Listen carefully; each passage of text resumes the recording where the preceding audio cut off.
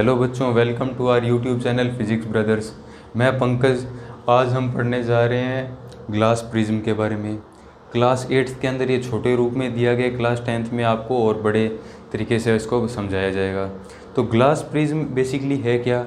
Glass prism एक इस तरह का ग्लास का सॉलिड का टुकड़ा है जिसके 3 फेसेस होते हैं और एक स्पेशल एंगल पे उसको बनाया जाता है। इस तरह से उसको बनाया जाता है। उसके 3 सरफेस होते हैं, एक सामने वाली साइड दिखाई देता है और 2 इस तरह से होते हैं। तो एक ट्रायंगुलर शेप में ग्लास प्रिज्म बनाया जाता है। ग्लास प्रिज्म की डेफिनेशन क्या है? A prism is a piece of transparent material. Transparent material होगा क्योंकि हमें पता है ग्लास जो है वो ट्रांसपेरेंट मटेरियल होता है। अच्छा, बाउंडेड बाई 3 प्लेन सरफेसेस। उसके जो साइड में जो सरफेस होंगे, जो मैंने बताया सरफेस होंगे जो साइड में, वो क्या होंगे? प्लेन होंगे। अच्छा, एनक्लाइंड एट एन एंगल, वो कुछ एक स्पेशल एंगल पे एनक्लाइन होंगे। वो ऐसा तो नहीं है कि कहीं भी एनक्लाइन हो जाएंगे, वो एक स्पेशल एंगल पे एनक्लाइन होंगे। ठीक है। इसके बाद ये डायग्राम समझो, ये डायग्राम इंपॉर्टेंट है। इसैक न्यूटन ने 1886 में क्या किया? उसने एक वाइट लाइट को, एक बहुत ही पतली सी वाइट लाइट उसने ली जिसको पेंसिल नैरो वाइट लाइट भी बोलते हैं। तो उसने वाइट लाइट को एक ग्लास प्रिज्म के अंदर से पास किया। ग्लास प्रिज्म के अंदर से पास किया तो सबसे पहले यहाँ क्या हुआ? ये नॉर्मल थी, नॉर्मल से यहाँ से रिफ्रैक्शन हुआ। रिफ्रैक्शन होने के कारण ये क्या हुआ? अपनी बैंड हुई है अपनी ओरिजिनल पाथ से बैंड होने के कारण ये आगे गई। अच्छा, ये 7 कलर्स के अंदर स्प्लिट हो गई। 7 कलर के अंदर रिफ्रैक्शन होने के कारण ये 7 कलर के अंदर स्प्लिट हुई। अच्छा, सबसे पहली जो लाइट गई वो रेड कलर में थी। सेकंड जो लाइट बाहर निकली वो ऑरेंज थी, फिर येलो, फिर ग्रीन, फिर ब्लू, फिर इंडिगो और फिर वॉयलेट कलर में। सबसे कम जो स्पीड जिस लाइट की थी वो वॉयलेट कलर की थी, इसलिए सबसे नीचे की तरफ डाउनवर्ड शो हुई हमें। सबसे ज़्यादा जो लाइट स्पीड थी लाइट की वो रेड कलर की थी। हमें पता है रेड कलर की स्पीड सबसे ज़्यादा होती है क्योंकि जो डेंजर वगैरह के साइन जो लगाए जाते हैं वो ओबियसली रेड कलर में लगाए जाते हैं, क्योंकि रेड कलर दूर से दिखाई दे जाता है और स्प्लिट भी सबसे कम होता है, सबसे कम डिस्पर्स होता है, इसलिए ये सबसे ऊपर जो लाइट रे है वो रेड कलर में होगी। अच्छा, इसके बाद विबग्योर, हम इसे सीक्वेंस को बोलते हैं। विबग्योर क्यों बोलते हैं? विबग्योर की आप याद रखेंगे,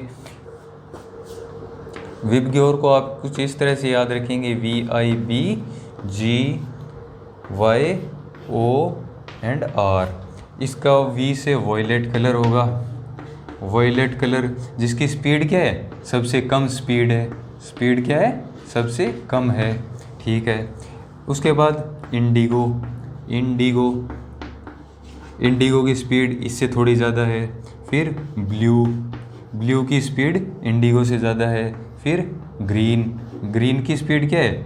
ग्रीन की स्पीड ब्लू से ज़्यादा है। फिर येलो आएगा आपके पास। ये कलर सीक्वेंस आपको याद रखनी ज़रूरी है, एग्ज़ाम में पूछी जाती है। फिर ऑरेंज, ओ से ऑरेंज आएगा आपके पास, ऑरेंज आ गया। इसके बाद लास्ट में रेड आएगा और रेड कलर की स्पीड क्या है? सबसे स्पीड ज़्यादा होगी। इतना समझ में आया आपको? सेम यही कलर रेनबो के अंदर भी शो होते हैं, बस रेनबो में इतना सा डिफरेंस है कि जो रेनबो है आफ्टर रेनफॉल सूरज जब निकलता है तो कुछ सस्पेंडेड वाटर पार्टिकल्स होते हैं, उनके अंदर से जब रिफ्रैक्शन होता है उसको बोलते हैं टोटल इंटरनल रिफ्रैक्शन। जब होता है तब क्या है? हमें रेनबो शो होता है और रेनबो की कलर सीक्वेंस भी सेम रहेगी, विबग्योर में आएगी। अच्छा, अब विबग्योर हमने ऐसे बोला, विबग्योर V ऊपर है R नीचे है, पर हम यहाँ पे उल्टा लिखेंगे। एक स्क्रीन पे जब हम इसको उतारेंगे वाइट पेपर स्क्रीन पे तो V सबसे नीचे आएगा, R सबसे ऊपर आएगा। हम रेनबो के अंदर भी देखते हैं, R सबसे ऊपर होता है, रेड कलर दिखाई देता है, फिर ऑरेंज दिखाई देता है, पर वो इतने ज़्यादा मर्ज होते हैं कि हम उनको स्पेसिफाई नहीं कर सकते कि कौन सा रेड है कौन सा येलो है, वो आपस में एकदम मिले हुए होते हैं। तो ये विबग्योर आप सीक्वेंस याद रखें। ग्लास प्रिज्म में भी सेम है और वाटर पार्टिकल से जब टोटल इंटरनल रिफ्रैक्शन होकर जब रेनबो बनता है उसमें भी ये सेम होता है। इतना आपको समझ में आया? अच्छा, इसके बाद हम देखते हैं लेंसेज। लेंसेज हमारे पास 2 टाइप्स के लेंसेज होते हैं, कॉन्वेक्स लेंस और कॉनकेव लेंस। ये अक्सर किस काम में आते हैं? यूज्ड फॉर रिफ्रैक्शन, रिफ्रैक्शन के काम में आते हैं। ये लाइट रेज को क्या है? रिफ्रैक्ट करते हैं, अपने थ्रू से पास किया, उसके बाद ओरिजिनल पाथ से इनका डाइवर्ट कर देते हैं, तो ये ओरिजिनल पाथ से इनको बेंड कर देते हैं, डाइवर्ट कर देते हैं, तो ये लेंसेज हो जाते हैं, रिफ्लेक्ट कर देते हैं लाइट को। लाइट रेज को रिफ्लेक्ट कैसे करते हैं? 2 टाइप्स के हमारे पास लेंसेज होते हैं। एक तो होता है कॉन्वेक्स लेंस, जिसको हम कन्वर्जिंग लेंस भी बोलते हैं। अब कन्वर्जिंग लेंस इसको क्यों बोला कि जैसे कोई लेंस हमने बनाया, ठीक है, यहाँ से कोई एक्सिस है, यहाँ से इसके पैरेलल जो लाइट रे आ रही है उसको फोकस पे ये क्या कर देगा, कन्वर्ज कर देगा। जो इसके पैरेलल नीचे से लाइट रे आ रही है उसको इधर कन्वर्ज कर देगा। फोकस पे जो कन्वर्ज कर रहा है लाइट रेज को वो क्या है, कन्वर्जिंग लेंस है। ये हमेशा लाइट रेज को आपस में मिलाता है या कन्वर्ज कर देता है, तो इसको कॉन्वेक्स लेंस और कन्वर्जिंग लेंस हम बोलते हैं। अच्छा, इसके बाद आता है कॉनकेव लेंस और डाइवर्जिंग लेंस। कॉनकेव लेंस को डाइवर्जिंग लेंस इसलिए बोला जाता है, कॉनकेव लेंस कुछ इस प्रकार से दिखाई देता है हमें। अच्छा, इसके जो प्रिंसिपल एक्सिस से जो भी लाइट रेज आती हैं उनको ये दूर भगा देता है, डाइवर्ट कर देता है। पर ये इसका अपीयरेंस, जो पीछे जो लाइट अपीयरेंस आता है वो फोकस पॉइंट पे आता है, ये फोकस है। अच्छा, नीचे से लाइट रे इसको इधर भगा दिया दूर, इसको ऊपर वाली को इधर भगा दिया, ठीक है। तो इसका जो अपीयरेंस बैक होगा वो कहाँ होगा, फोकस से होगा, ठीक है। ये भाई दूर भगा रहा है, डाइवर्जिंग है, ये पास में कन्वर्ज कर रहा है, ये कन्वर्जिंग लेंस है। इतना आपको समझ में आया। अब इनके कुछ टर्म्स आते हैं। टर्म्स में पहला टर्म्स आता है सेंटर ऑफ कर्वेचर। अब हमने लिया क्या, अब हमने कहा कि कॉन्वेक्स लेंस जो है वो बनेगा कैसे। कॉन्वेक्स लेंस बनाने के लिए हमने क्या लिए, 2 स्फीयर लिए, जो ग्लास स्फीयर लिया हमने, जो एकदम बंद है, स्फीयर टाइप में है। सर्किल नहीं बोल सकते इनको, क्योंकि एक स्फीयर होता है वो एक बॉल की तरह होता है, सर्किल होता है वो ओनली सर्किल ही होता है। अच्छा, इसको स्फीयर को हमने लिया, इधर एक और स्फीयर लिया, दोनों को आपस में घुसा दिया एक दूसरे के अंदर, ठीक है। अब जो इस स्फीयर का जो सेंटर है वो ये सेंटर रहेगा, C1 इसको बोलेंगे। अच्छा, इस स्फीयर का जो सेंटर है उसको C2 बोलेंगे, ठीक है। इतना आपको समझ में आया। सेंटर ऑफ कर्वेचर, ये C1 और C2 क्या है, सेंटर ऑफ कर्वेचर है, इतना आपको समझ में आ गया। अच्छा, रेडियस ऑफ कर्वेचर, अब ये भी ज़रूरी है। रेडियस कहाँ से कहाँ तक होता है, कोई भी सर्किल का रेडियस कहाँ से कहाँ तक होता है, सेंटर से लेके उसके एक सरफेस तक जो भी डिस्टेंस होता है उसको हम क्या बोलते हैं, रेडियस बोलते हैं। अब इसका सेंटर ये है, इसका जो सरफेस होगा वो कहाँ तक होगा, यहाँ तक सरफेस है इसका, तो यहाँ से लेके यहाँ तक जो डिस्टेंस होगा उसको क्या बोलेंगे, रेडियस। अच्छा, इस C2 वाले का कहाँ होगा, इसका रेडियस कहाँ होगा, यहाँ से लेकर और यहाँ तक जो डिस्टेंस होगा इसको क्या बोलेंगे, रेडियस। इसको R1 बोल देते हैं, इसको R2 बोल देते हैं। तो रेडियस ऑफ कर्वेचर भी आपको समझ में आ गया कि यहाँ से लेके यहाँ तक का डिस्टेंस जो होगा वो रेडियस होगा। बाहर वाली साइड नापा जाएगा इधर और इससे नापा जाएगा इधर, ठीक है। ये आपको समझ में आ गया। प्रिंसिपल एक्सिस जो हमारी मेन एक्सिस होती है, जिसके ऊपर जो क्या करती है, सेंटर, फोकस, ऑप्टिकल सेंटर, इन सबको ज्वाइन करती है, वो हमारी प्रिंसिपल एक्सिस होती है। ये हमारा, इस स्फीयर को अगर बाहर वाली साइड से मिटा दें तो हमारे पास जो बीच में जो बचा है ये क्या है, हमारा कॉन्वेक्स लेंस है। ये बीच में जो बचा वो क्या है, कॉन्वेक्स लेंस है। इन स्फीयर को यहाँ से हटा दिया जाए, यहाँ से इनको हटा दिया हमने, ठीक है, इधर इसको भी हटा दिया, तो ये बीच में हमारा क्या बचा, ये हमारा लेंस बचा है। इतने लेंस को हम काम में लेते हैं। यहाँ पे इसको हम 2F लिख देते हैं, इधर 2F लिख देते हैं, फोकस, और वो लिख दिया जाता है बाद में। अच्छा, ये हमारा बन गया कॉन्वेक्स लेंस। आपको समझ में आ गया कि कॉन्वेक्स लेंस कैसे बना। कॉन्वेक्स लेंस एक कन्वर्जिंग लेंस है जो लाइट रेज को कन्वर्ज कर देता है, इतना आपको समझ में आया। अब हम देखते हैं ऑप्टिकल सेंटर किसे कहते हैं। ऑप्टिकल सेंटर, इस लेंस के जो बीच में जो एक सेंटर बनता है उस सेंटर को क्या बोलते हैं, O से डिनोट करते हैं, और इसको ऑप्टिकल सेंटर हम बोलते हैं। क्योंकि जो लाइट रेज जो होती है वो कहाँ से डाइवर्ट होती हैं, कोई भी लाइट रे अगर आएगी तो इस लाइट रे से यहाँ से इस पॉइंट, इस रे से यहाँ से रिफ्रैक्ट होंगी। इससे पहले ना तो यहाँ से रिफ्रैक्ट हो सकती है और ना यहाँ से रिफ्रैक्ट हो सकती है। जो बीच में जो एक लाइन बनती है, ऑप्टिकल सेंटर से जो लाइन पास होती है उसी से डाइवर्ट होती हैं। ये याद रखेंगे आप। अगर आपने कल को कोई एक आया क्वेश्चन में और आपने यहाँ से इसको डाइवर्ट कर दिया या यहाँ से डाइवर्ट कर दिया तो ये गलत हो जाएगा। जो बीच में एक ऑप्टिकल सेंटर से जो लाइन पास होती है उस लाइन से ही आपको कोई डाइवर्ट करने हैं, तभी आपका सही बनेगा। अच्छा, फोकस और फोकल लेंथ वो हम आगे देख लेंगे। कॉनकेव लेंस बनाया, सॉरी, कॉनकेव लेंस के लिए हमने क्या किया, कॉनकेव लेंस के लिए 2 स्फीयर लिए। 2 स्फीयर को बीच में जो भी जगह बच जाती है इनके, तो वो हमारा जो लेंस बनता है बीच वाला, वो लेंस कौन सा बनता है, कॉनकेव लेंस ये बना। इस स्फीयर का सेंटर कौन सा होगा, इस स्फीयर का सेंटर ये होगा C1, ये C2, ये C1 और इसका रेडियस ऑफ कर्वेचर कहाँ से होगा, कहाँ तक, यहाँ से लेके यहाँ तक इसका अच्छे से दिखाई दे रहा है R1 होगा, यहाँ से लेके यहाँ तक जो डिस्टेंस होगी वो R2 होगी। ये भी आपको समझ में आ गया। कॉनकेव मिरर, दो स्फेयर के बीच में जो जगह बच जाती है वो कॉनकेव लेंस हो जाता है। कॉन्वेक्स मिरर, दो स्फेयर के आपस में घुसा दें एक दूसरे स्फेयर को अंदर, जो लेंस बनता है वो कॉन्वेक्स मिरर होता है, कॉन्वेक्स लेंस होता है। ये आपको समझ में आया इतना। इसके बाद हम आगे देखते हैं। अब हम रूल्स ऑफ रिफ्रैक्शन देख लेते हैं बाय लेंसेज। लेंसेज ये कुछ रूल्स होंगे जिनसे रिफ्लेक्ट हो लाइन, है ना। तो इसके लिए कुछ रूल्स क्या हैं। सबसे पहला एक रूल आता है हमारे पास कॉन्वेक्स लेंस के लिए कि जब कोई लाइट रे पैरेलल आए प्रिंसिपल एक्सिस के और रिफ्रैक्ट होने के बाद वो फोकस से पास होगी। मैंने आपको ये पहले भी बताया था, आप जो हैं जब भी कोई लेंस बनाएं तो उसको लाइन को रिफ्रैक्ट करते टाइम यही याद रखना कि ना तो इस पहले लाइन से रिफ्रैक्ट करना है, ना इस बाद वाली लाइन से रिफ्रैक्ट करना है। एक बीच में इसके मिडल में एक लाइन बनाएंगे और यहाँ पे एक सेंटर होगा हमारा, वो ऑप्टिकल सेंटर उसको बोलते हैं। तो इस लाइन से, बीच वाली लाइन से ही हमें रिफ्रैक्ट, और बीच वाली लाइन से ही, इससे पहले भी नहीं करना, इसे बाद में भी नहीं करना। इतना आप ध्यान में रखेंगे तो हमारे बीच वाली लाइन से क्या हो रहा है, रिफ्रैक्ट हो रही है लाइन।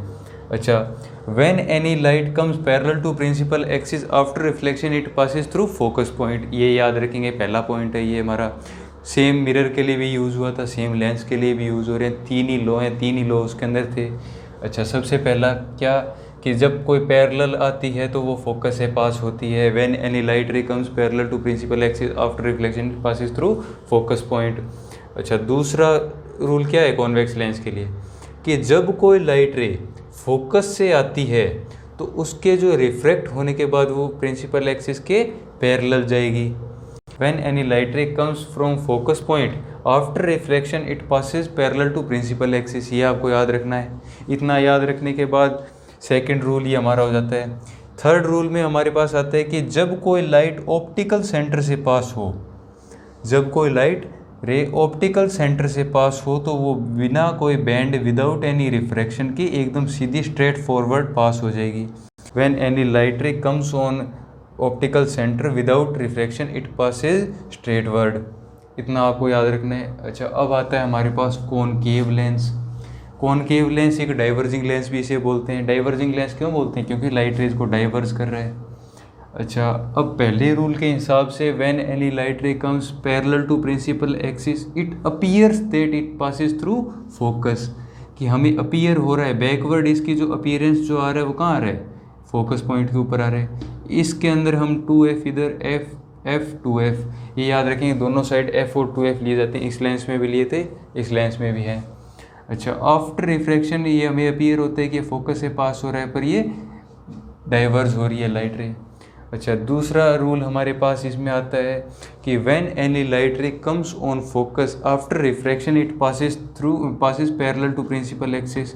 जब कोई लाइट रे हमें अपीयर हो कि वो फोकस के ऊपर आ रही है तो रिफ्रैक्ट होने के बाद वो पैरेलल चली जाएगी। ठीक है, इसके बाद हमारे पास थर्ड और लास्ट लॉ इसका आता है, रूल इसका आता है कि when any light ray comes on optical centre after refraction it goes straightward direction. ठीक है, विदाउट को any refraction it goes straight. इतना आप तीनों रूल्स इस कॉनकेव लेंस के और कॉन्वेक्स लेंस के याद रखोगे। तीन रूल इसके अंदर है, तीन रूल इसके अंदर है। सबसे दोबारा देख लेते हैं। जब कोई लाइट रे पैरेलल आती है, फोकस से पास हो जाती है, फोकस से आती है प्रिंसिपल एक्सिस के पैरेलल चली जाती है, और ऑप्टिकल सेंटर से आती है वो डायरेक्ट पास हो जाती है विदाउट एनी रिफ्रैक्शन। अच्छा, पैरेलल आती है, अपीयर्स दैट कि वो फोकस से पास हो रही है, उसका बैकवर्ड जो डायरेक्शन होगा वो फोकस के ऊपर फोकस होगा। अच्छा, जब कोई लाइट फोकस के ऊपर अपीयर होती है तो आफ्टर रिफ्रैक्शन वो पैरेलल चली जाती है किसके, प्रिंसिपल एक्सिस के। अच्छा, उसके बाद ऑप्टिकल सेंटर से कोई लाइट आ रही है तो वो विदाउट रिफ्रैक्शन स्ट्रेट डायरेक्शन में चली जाएगी। ये आपके सारे लॉज होंगे, इन लॉज पे हमारी इमेज फॉर्मेशन होगी। तो अब हम देखते हैं image formation by convex lens. Convex lens के द्वारा 6 इमेजेस टोटल बनती हैं। उनके नेचर और वो हम समझने की कोशिश करते हैं। बहुत ही आसान सा लेंस है ये, तो सबसे आसान लेंस इसी को मानते हैं अपन। अच्छा, तो ऑब्जेक्ट जब रखा जाए किस पे, इन्फिनिटी पे कोई ऑब्जेक्ट हमने रखा, तो इन्फिनिटी पे जब हमने कोई ऑब्जेक्ट रखा तो उनकी लाइट रेज क्या है, पैरेलल आएंगी। पैरेलल टू प्रिंसिपल एक्सिस के पैरेलल कोई लाइन आए तो वो फोकस से क्या होगी, फोकस से पास होगी। When any light ray comes parallel to principal axis after refraction it passes through focus. तो इसका जो इमेज बन रहा है वो कहाँ बन रहा है, ऑन द फोकस। तो सबसे पहला केस ये बनता है कि जब कोई ऑब्जेक्ट इन्फिनिटी पे रखा जाए तो उसका इमेज बनेगा फोकस के ऊपर। अच्छा, इसका नेचर क्या होगा, रियल इंटरसेक्शन हो रहा है, एकदम रियल लाइन इंटरसेक्ट हो रही है तो रियल इंटरसेक्शन है। रियल इंटरसेक्शन से जो भी इमेज बने वो क्या होगी, रियल होगी। अच्छा, ये हमें भी दिखाई दे रहा है कि बहुत छोटी सी इमेज है, इसकी कोई हाइट भी नहीं है प्रिंसिपल एक्सिस के ऊपर वाली साइड, ना नीचे की साइड कोई हाइट है, तो ये क्या है, डिमिनिश्ड इमेज है। अच्छा, इसकी पोजीशन क्या बताएंगे हम, एट द फोकस, फोकस के ऊपर इसकी क्या पोजीशन है, एकदम फोकस के ऊपर बन रही है। Opposite side of the lens, lens की क्या है, अपोजिट साइड है। ठीक है, ये पता चल गया, इधर वाली साइड फ्रंट साइड थी, ये इधर वाली ऑपोजिट साइड ऑफ लेंस है। फर्स्ट केस हमने सीखा कि इन्फिनिटी पे कोई ऑब्जेक्ट होगा उसकी इमेज फोकस के ऊपर बनेगी। ठीक है। अच्छा, दूसरा केस हम देखते हैं कि जब कोई ऑब्जेक्ट बियॉन्ड 2f, यानी अब इन्फिनिटी बहुत ज़्यादा दूर था, अब हम थोड़ा पास में आए, तो 2f के पीछे वाली साइड, 2f के पीछे वाली साइड कोई भी ऑब्जेक्ट अगर रखा जाएगा तो उसकी इमेज कहाँ बनेगी, ये कोई पैरेलल गई लाइट रे, इसके बाद ये पास हुई थ्रू फोकस से पास हुई।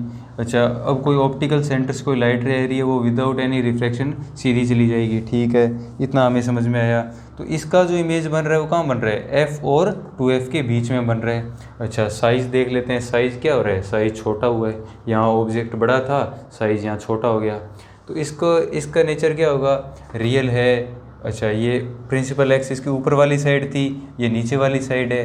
तो जब कोई लड़का ऐसे खड़ा था तो अब उसकी लेंस के अंदर हम देखने पे इमेज कैसी बन रही होगी, ऐसे उल्टी बन रही होगी। अब ये लड़का उल्टा हो गया, तो इससे क्या देखा हमने कि रियल इमेज तो है पर इन्वर्टेड है। फ़ोटो तो रियल दिखाई दे रही है, रियल इंटरसेक्शन जैसे बन रहा है, पर वो इमेज उल्टी है। अच्छा, छोटा हुआ है, छोटी इमेज दिखाई दे रही है हमें तो डिमिनिश्ड है। और इसकी पोजीशन हम बताएंगे कि f और 2f के बीच में है, between f and 2f, opposite side of the lens है, क्योंकि लेंस के सामने वाली साइड इमेज बन रही है। इसका नेचर भी हमने देख लिया। अब देखते हैं कि एट 2f जब कोई ऑब्जेक्ट को और आगे खिसकाएं, यहाँ पीछे पहले इन्फिनिटी पे था, फिर 2f के पीछे आया, अब एट द 2f जब हमने कोई ऑब्जेक्ट रखा तो इसकी इमेज कहाँ बन रही है, इसकी इमेज जब पैरेलल गई, ठीक है, रियल लाइट पैरेलल रिफ्लेक्ट हो गई है, पास थ्रू फोकस हो गई। अच्छा, ऑप्टिकल सेंटर से दूसरी लेव राइट गई, इसका जो इमेज बन रहा है वो एट 2f ही बन रहा है, 2f का 2f पे इमेज बन रहा है। और यहाँ पे इमेज सीधी थी, इधर इमेज उल्टी हो गई। इसका साइज़ हम देखते हैं, साइज़ क्या है, साइज़ सेम साइज़ रहेगा। तो इसका नेचर क्या होगा, real, inverted, same size and 2f। अच्छा, इसका नेचर देखने का एक तरीका होता है, मैंने पिछली वीडियो में बताया था, आपने अगर पिछला वीडियो नहीं देखा, मिरर के बारे में था, image formation by mirrors, convex mirror और कॉनकेव मिरर, वो अगर आपने नहीं देखा तो आपको डिस्क्रिप्शन में लिंक मिल जाएगा, वहाँ से जाके आप मेरी पहली वीडियो भी देख सकते हो। इसका हमने रूल बताया था, NSP रूल के बारे में मैंने जिक्र किया था। NSP रूल होता है nature, size and position. Nature, size and position से अगर हम लिख के आंसर आएंगे तो इसमें कोई भी चीज़ रहने वाली दिक्कत नहीं रहती, नहीं बच्चा भूल जाता है कि पोजीशन लिखा, साइज़ लिखा, नहीं लिखा। अच्छा, इससे अगर हम देख के लिखेंगे कि नेचर, साइज एंड पोजीशन, तो हम तीनों चीज़ लिख पाएंगे। ठीक है, इसका आपने देख लिया, रियल इमेज है, इन्वर्टेड है, सेम साइज़ है, पोजीशन 2f है। इसके बाद जब कोई ऑब्जेक्ट रखा जाए बिटवीन 2f एंड f, अब 2f से और आगे ज़्यादा खिसके, हम पहले 2f पे ऑब्जेक्ट रखा था, फिर अब और खिसके, पहले 2f से पीछे था, फिर इससे इन्फिनिटी से 2f के पीछे आया, फिर 2f पे रखा, अब और आगे निकले।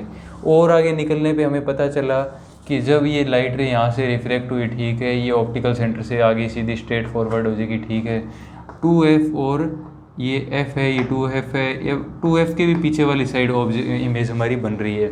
इमेज का साइज़ हमने देखा, साइज़ बड़ा हो रहा है, इंक्रीज़ हुआ है, मैग्नीफाई हुआ है, लार्जर साइज़ भी बोल सकते हैं, मैग्नीफाइड साइज़ भी बोल सकते हैं। तो इसका नेचर अब हम देखते हैं तो रियल इमेज है, इन्वर्टेड है क्योंकि उल्टी बन रही है। लार्जर या मैग्नीफाइड बोलते हैं क्योंकि अब ऑब्जेक्ट छोटा था, इमेज बड़ी बन रही है तो मैग्नीफाई हुई है। इसका साइज़, अगर इसकी पोजीशन अगर हम बात करें तो पोजीशन इसकी 2f के पीछे, यानी बियॉन्ड 2f इमेज हमारी बन रही है। अब हम देखते हैं कोई भी ऑब्जेक्ट अगर फोकस पॉइंट पे रखा जाए, फोकस पॉइंट पे कोई भी ऑब्जेक्ट को अगर रखेंगे तो उसकी इमेज क्या है, पैरेलल गई, रिफ्रैक्ट हुई फोकस से, ऑप्टिकल सेंटर से direct refract without any reflection चली गई। इसकी जो इमेज बन रही है वो इन्फिनिटी पे बन रही है, यानी कोई इमेज बन ही नहीं रही। यहाँ पे हमारे डायग्राम के अंदर कोई इमेज नहीं बन रही, कोई इनका रिफ्रैक्शन, इनका इंटरसेक्शन नहीं हो रहा। इंटरसेक्शन ना हो तो इमेज नहीं बनती। इमेज नहीं बन रही तो आप कहोगे सर इमेज तो बन ही नहीं रही, ये तो लाइन पैरेलल जा रही है। अगर पैरेलल जा रही हैं तो इनका इंटरसेक्शन नहीं होगा, इंटरसेक्शन नहीं होगा तो इमेज कैसे बनाई आपने नेचर कैसे बता दिया इमेज का। तो हम ये मानते हैं कि इन दोनों रेज़ के सामने अगर कोई बहुत दूर जाने के बाद कोई अगर रिफ्लेक्टिंग सरफेस या रिफ्रैक्टिंग सरफेस अगर आएगा, ये लाइट रेज अपने डायरेक्शन से थोड़ा सा रिफ्लेक्ट होंगी, ये इधर रिफ्लेक्ट होगी, तो आपस में जहाँ भी इनका इंटरसेक्शन होगा वहाँ इमेज बन जाएगी। तो वो इमेज का नेचर हम बता रहे हैं कि रियल होगी, वो इन्वर्टेड होगी, मैग्नीफाइड होगी, क्योंकि दिखाई दे रहा है मैग्नीफाई बन रही इमेज। अच्छा, इन्फिनिटी भी होगी, हमें पोजीशन उसकी नहीं पता इसलिए इन्फिनिटी बता रहे हैं हम। अच्छा, लास्ट और बहुत ही अलग और जो डिफ़िकल्ट आता है इसके अंदर image formation of lens convex mirror के अंदर, कॉन्वेक्स लेंस के अंदर, वो जब हम ऑब्जेक्ट रखें ऑप्टिकल सेंटर और फोकस के बीच में जब कोई ऑब्जेक्ट रखा जाता है तो उसका इमेज थोड़ा सा डिफ़िकल्ट बनता है। तो इसमें क्या किया, पैरेलल कोई लाइट रे गई, पास थ्रू फोकस हो गई, ठीक है। ऑप्टिकल सेंटर से कोई लाइट रे पास हुई तो वो डायरेक्ट चली गई, ये भी ठीक है। तो इनका हमें पता चल रहा है कि ये लाइट रे अलग जा रही है, ये लाइट रे अलग जा रही है, इनका कभी इंटरसेक्शन हो नहीं सकता क्योंकि ये दोनों अलग अलग डायरेक्शन में जा रही हैं। वो अलग जा रही है, ये अलग जा रही है। अच्छा, इनका इंटरसेक्शन अगर इधर नहीं हो सकता तो हमने क्या किया, इनका अपीयरेंस इंटरसेक्शन करवाया कि हमें अपीयर हो रहा है कि इसके बैकवर्ड साइड में कोई इंटरसेक्शन होगा।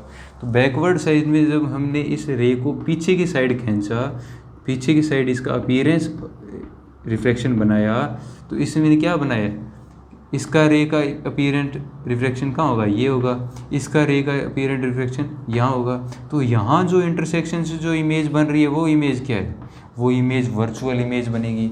इस बार वर्चुअल इमेज क्यों है, क्योंकि फ्रंट लेंस के सामने वाली फ्रंट में बन रहा है। पीछे वाली साइड बनता तो रियल होता और रियर इंटरसेक्शन से बनता तो रियल होता, पर ये अपीरेंट इंटरसेक्शन से बन रहा है इसलिए इमेज हमारी वर्चुअल है। इरेक्ट किस लिए बताया, क्योंकि यहाँ पे सीधी थी, इधर भी सीधी इमेज बन रही है। अगर ये उल्टी होती तो इन्वर्टेड बोलती, अगर सीधी की सीधी इमेज बन रही है। प्रिंसिपल एक्सिस के ऊपर वाली साइड इमेज को सीधा बताया जाता है, प्रिंसिपल एक्सिस के नीचे वाली जो इमेज बन रही होगी उसको इन्वर्टेड बताया जाएगा। ये इमेज हमारी इरेक्ट इमेज बन रही है, इरेक्ट इमेज है इसलिए इरेक्ट लिखा हमने। मैग्नीफाइड होगी, बड़ी इमेज है, यहाँ छोटी ऑब्जेक्ट था, यहाँ बड़ी इमेज बन रही है तो मैग्नीफाइड है। बिटवीन f एंड 2f है, f और 2f के बीच में हमारी इमेज बन रही है, तो ये भी हमने सीख लिया। ये हमारे 6 केसेस आ गए कॉन्वेक्स लेंस की वजह से जो इमेजेस बनती है उनके हमने सीखे। अब हम देखते हैं image formation by concave lens. Concave lens से इमेज बनाएंगे तो सबसे पहला केस हमारे पास आता है ऑब्जेक्ट जब इन्फिनिटी पे रखा हो। इन्फिनिटी पे जब ऑब्जेक्ट रखा जाएगा तो हमारे पास क्या होगा, कोई भी ऑब्जेक्ट बहुत दूर हमने रखा है, इन्फिनिटी पे है, उससे 2 लाइट रेज आ रही हैं। पहली लाइट रेज आई, अच्छा, उसका जो फोकस से उसका वो पास हुआ अपीयरेंस और वो डाइवर्ज हो गई, ठीक है। ऑप्टिकल सेंटर के ऊपर कोई भी लाइट रे आई, वो बिना रिफ्रैक्शन के डायरेक्ट सीधी चली गई, ठीक है। इन दोनों का इंटरसेक्शन होने के बाद इसके गई, इससे अपीरेंट हुई लाइट का और ऑप्टिकल सेंटर पे आई लाइट का इंटरसेक्शन होने के बाद हमारे पास जो इमेज बन रही है उस इमेज का नेचर क्या होगा, वर्चुअल होगा। वर्चुअल हमें पता चल रहा है क्योंकि ये रियल इंटरसेक्शन नहीं है। अच्छा, इमेज क्या है, इरेक्ट इमेज होगी, इरेक्ट इमेज हमने बनाई है, ठीक है। डिमिनिश्ड होगी क्योंकि यहाँ साइज़ बहुत बड़ा था, यहाँ साइज़ बहुत छोटा हो गया, इमेज डिमिनिश्ड हुई है। अच्छा, between F and O, F और ओ, एफ यानी फोकस पॉइंट और ऑप्टिकल सेंटर के बीच में हमारी इमेज बन रही है, इसको हम एफ एंड ओ बोलते हैं पोजीशन बताने के लिए। एनएसपी से हमने तीनों वो बता दिए, ठीक है।